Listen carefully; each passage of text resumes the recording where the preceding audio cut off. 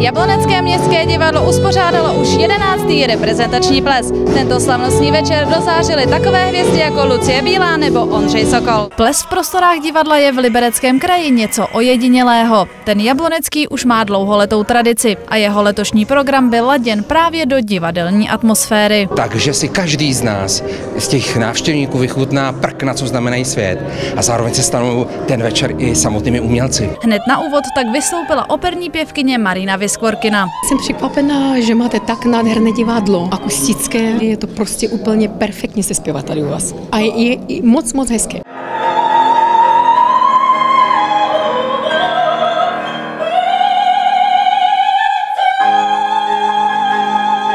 A co se umění a hvězd týče, tohle byl teprve začátek. Já jsem byl velmi rád, že jsme měli možnost přivítat i takové herecké osobnosti, jako je Ondřej Sokol, který se ujal moderování. Myslím si, že vytvořil tak úžasnou atmosféru samotného večera. Já si jako napravuju trošku dojem z plesu, protože já jsem většinou za mého mládí dostal na plese na držku a neměl jsem žádnou partnerku, takže vlastně si jako tady teď užívám, že je to ples, kde mě lidi jako těžko můžou mlátit. Jsem si říkal, kde ty lidi budou tančit, ale tady to, jak je to vytažené a to jeviště je hrozně hezký, tak to divadlo je krásný. Slavnostním hřebem večera bylo vystoupení Lucie Bílé, která se do Jabloneckého divadla vrací už 20 let. Já hlavně ráda vystupuju. Já jsem se proto narodila, takže jestli na plese nebo někde na koncertě, já to mám prostě moc ráda.